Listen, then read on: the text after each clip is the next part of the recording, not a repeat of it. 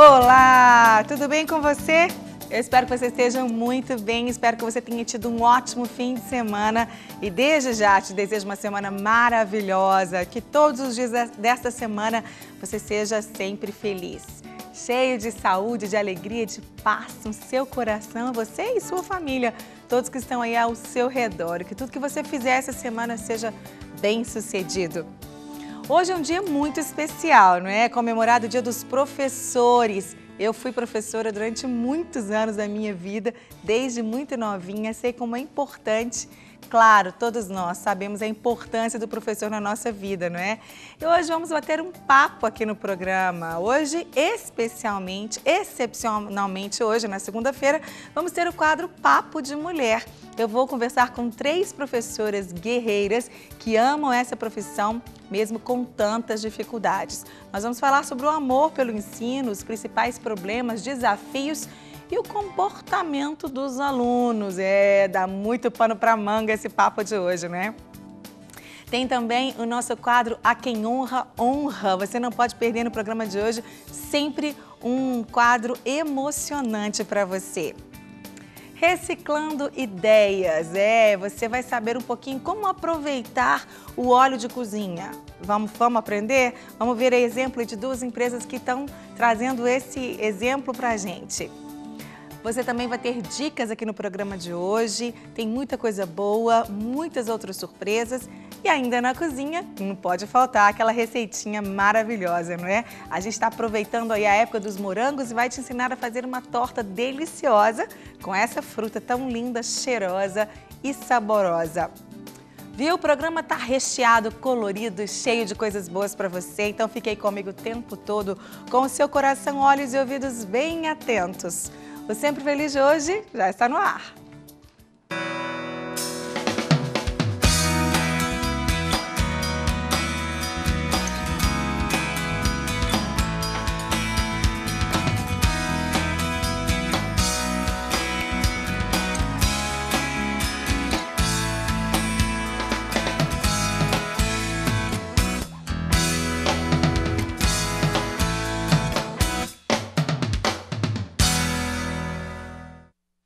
Antigamente, ser professor era o sonho de muitas crianças, era símbolo de paixão, ideal.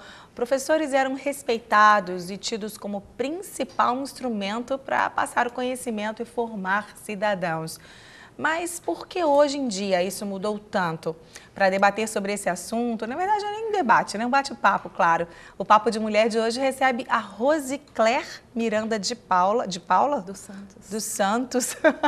Desculpa, querida, que dá aula há 24 anos, é isso, Rosicler? Obrigada por ter vindo, viu, querida? Prazer é meu. Daqui a pouco a gente vai conversar mais também. A Cíntia Fonseca, que dá aula para crianças com necessidades especiais. Tudo bem, Cíntia? Tudo bem. Obrigada por ter vindo.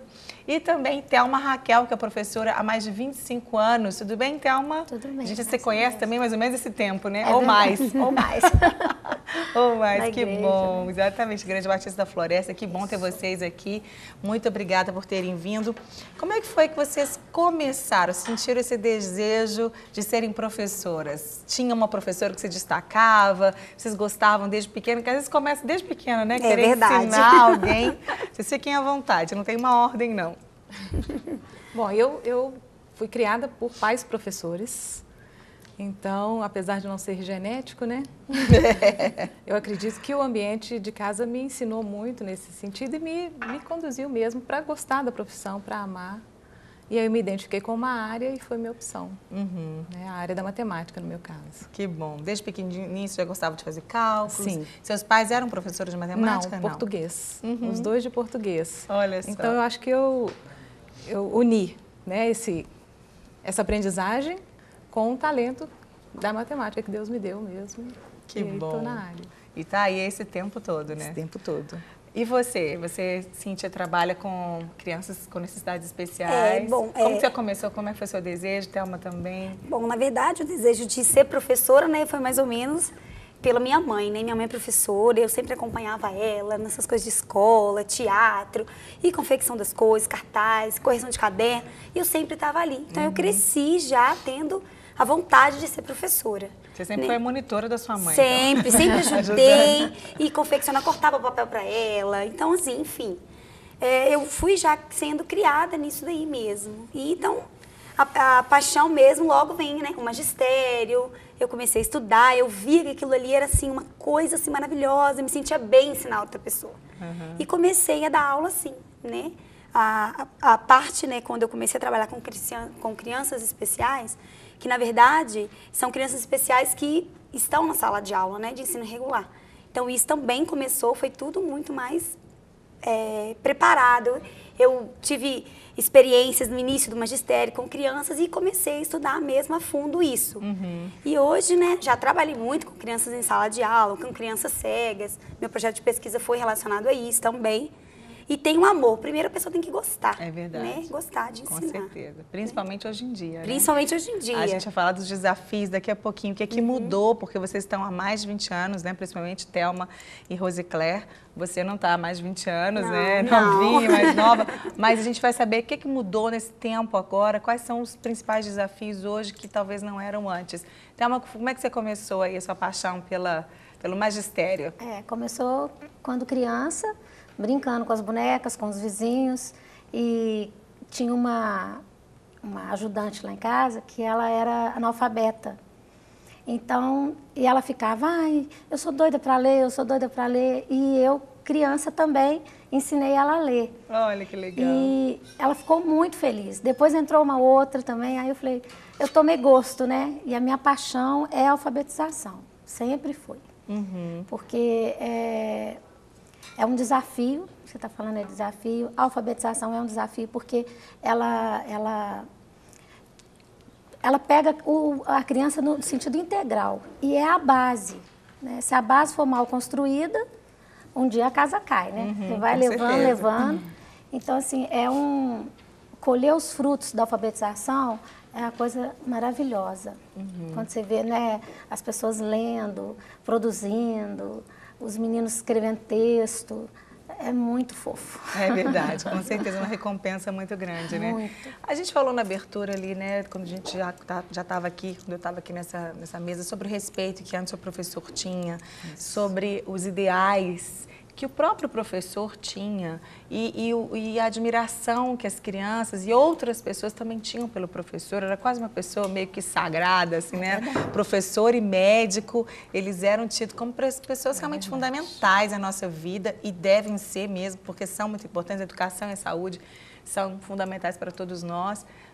Por que isso mudou tanto ao longo desses anos? A gente vê que hoje não é assim. Hoje, muito raramente, você pergunta a uma criança, o que é que você quer ser? Ela sempre vai falar, os meninos vão falar jogador de futebol, não é? As meninas modelo. Continua assim, porque eu já parei de dar aula, já tem mais de 10 anos que eu parei de dar aula. Na minha época já estava assim, por aí. E hoje, com certeza, está pior ainda. O que vocês acham que mudou ao longo desses anos? Eu acho que o que mudou, assim, basicamente, foi a sociedade em si, né? Tudo muda e a nova geração de pais, vamos dizer assim, foram muito cerceados quando crianças. Então, esses novos pais, eles acham que querem criar o filho diferente. E hoje o pai e a mãe estão trabalhando fora. Então, as crianças, muitas famílias estão terceirizando essa educação para a escola. Então, a dificuldade, assim, os pais estão tendo dificuldade até no acompanhamento escolar em casa. É verdade. A baixa remuneração também do professor, a desvalorização também passa por aí, né? Porque o professor ganha pouco. Então, assim, quando você fala assim, o que você quer ser quando você crescer? Ele fala, quero ser professor. Ah, não, você não vai ganhar nada, né? Você não vai ser ninguém, né? Então, assim, eu acho que é por aí. A desvalorização começou aí. E com essa desvalorização, o pai também começou ao mesmo tempo que ele terceiriza a educação da criança para a escola, ele não delega autoridade para o professor. Então, a gente vê muitos pais falando mal dos professores para os filhos. Então, você manda um para casa, assim, um exemplo corriqueiro. Mas sua professora é muito chata, passou isso, que não sei o quê.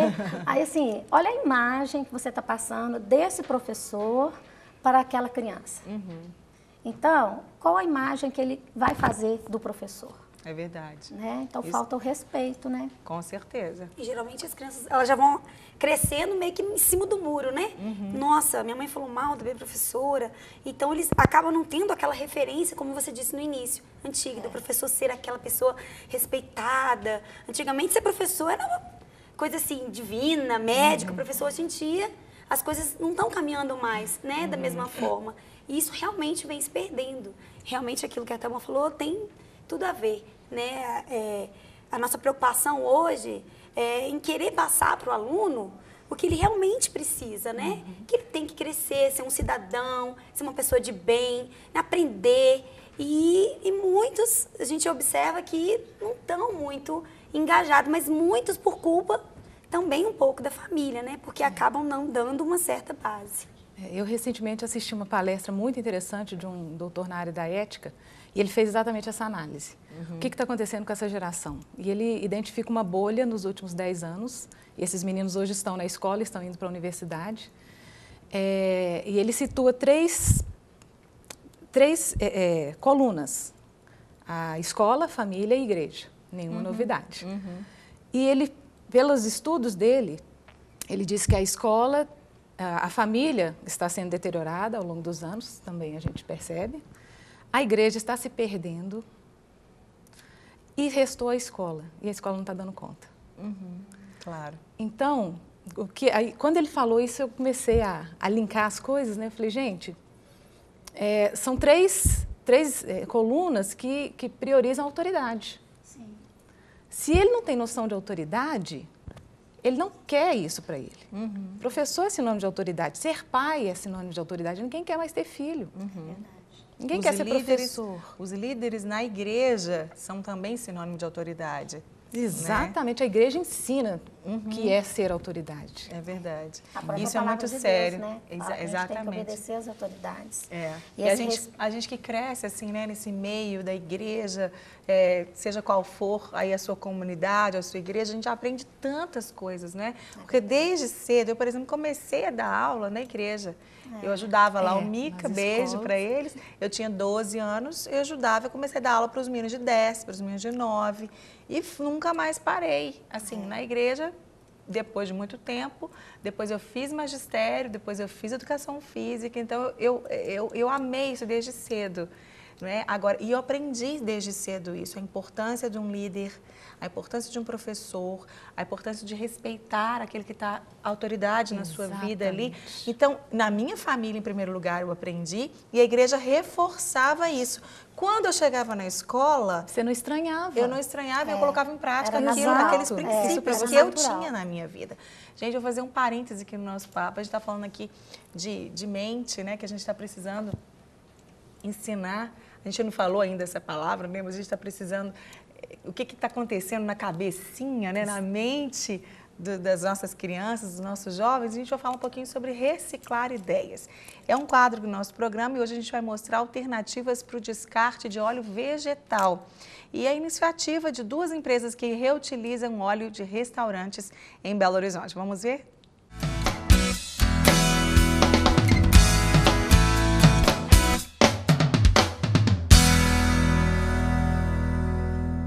Difícil imaginar o consumo de muitos alimentos sem o famoso óleo de cozinha.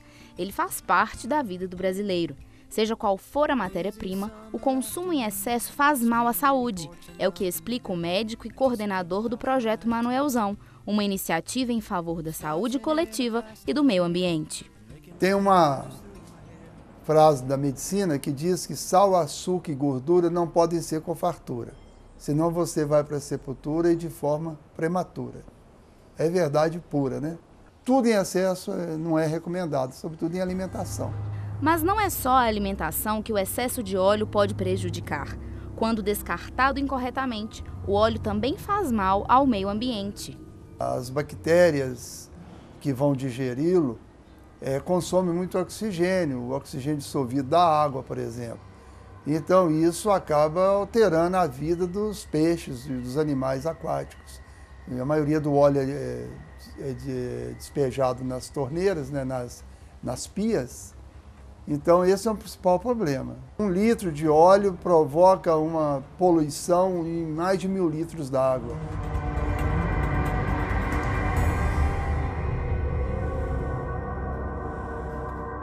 Esta empresária viu no óleo de soja uma maneira de fazer negócio.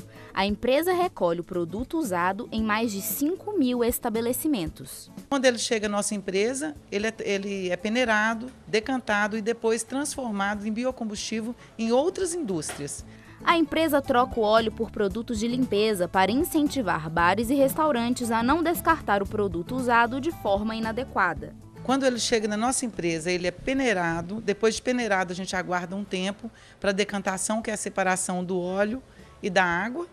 Depois de peneirado, decantado, ele é filtrado, que é enviado para os nossos tanques, tá? E depois colocado em um caminhão-tanque, que vai ser transportado para as usinas de biocombustível.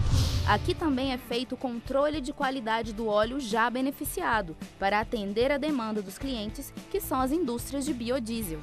Os nossos clientes, eles exigem certos parâmetros desse óleo. Se o óleo ultrapassa os parâmetros exigidos, a gente emite um laudo e esse óleo volta para o processo de beneficiamento.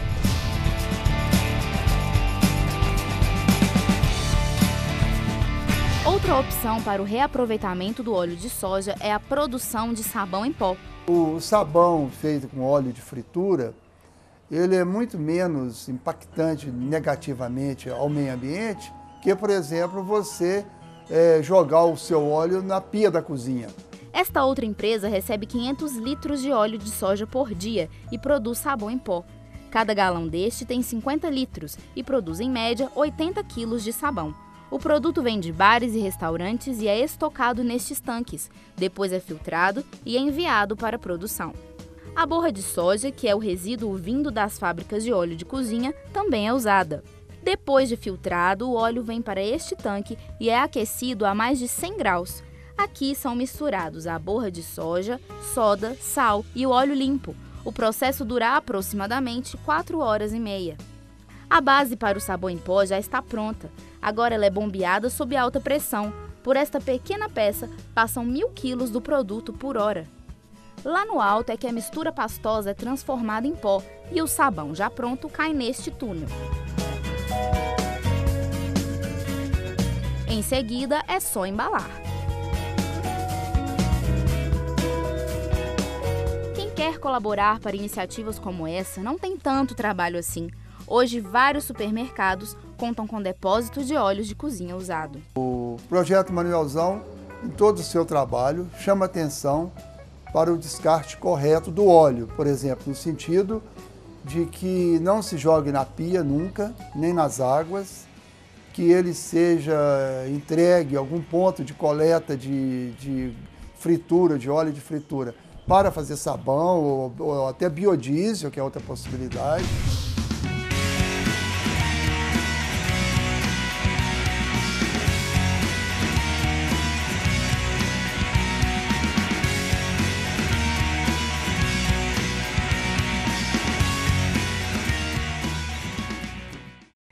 São ótimos exemplos e a gente também tem que aprender aí no nosso dia a dia tantas coisas que a gente pode fazer para ajudar o meio ambiente. Afinal de contas, é o nosso meio, é onde nós vamos viver e queremos também deixar para os nossos filhos aí, né? Um lugar bem agradável, cuidar dele, né, gente? Cada um de nós pode fazer um pouquinho, fazer a sua parte. Isso também é educação e é reeducação.